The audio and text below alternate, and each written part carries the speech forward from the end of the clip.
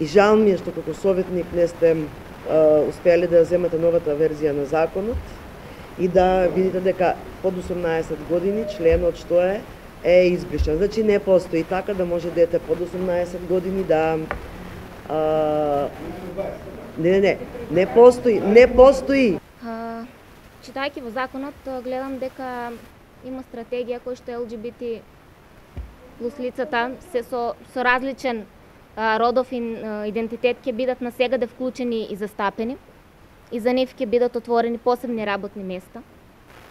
Во едно ваше излагање прочитав, вели вака: моето раководење на Министерството за труд и социјална политика е засновано врз закон. И тоа е во ред.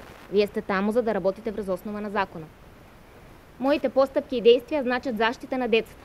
Нема да дозволам ситни политички поени да го нарушат добриот систем на образование и воспитание во градинките.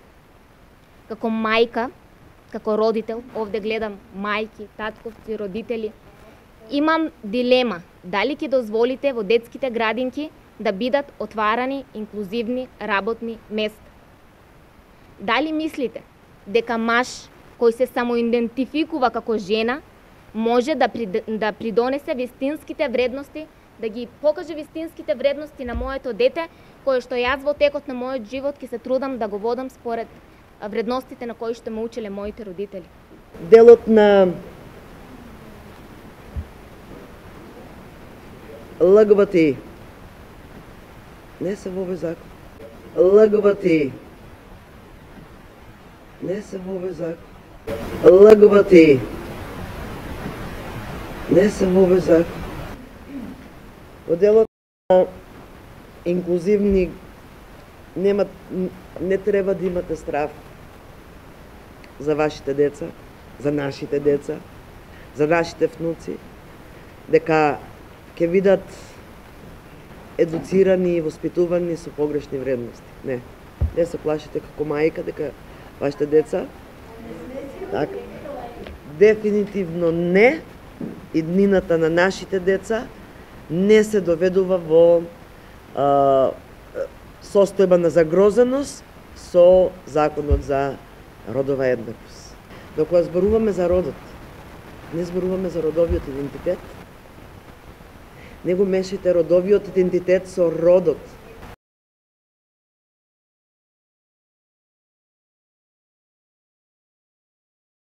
Правното признавање на родот и родовиот идентитет се различни работи. Се различни работи.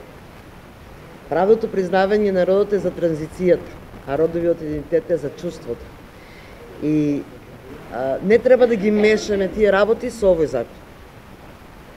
Овој закон се однесува на жените и мажите, а нема да ви се меше законот во приватната сфера на вас. Ако вие сакате да готвите и треба да готвите, меѓутоа се однесува на хармонизација на семејните и професионалните обврски, што е дел и од законот за работни односи. Да може споделена одговорност и во домот, и во семејството. И не зборуваме овде за правно признавање на родот. Значи, тоа треба да го тргнеме од дискусијата, пошто правното признавање на родот не е дел од овој закон. Е во закон кој што е повлечен, не, во моментот го нема. Чувство е. Родовиот идентитет е чувство. Целта е родовата еднаквост. Целта е стереотипите и предрасудите да бидат надминати. Да може секој согласно својот потенцијал, согласно своите можности, да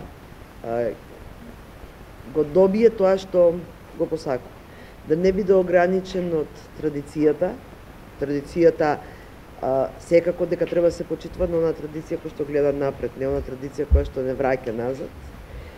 И да може да се надминат тие улоги кои што како што ди времето напред, така и тие улоги се надминуваат.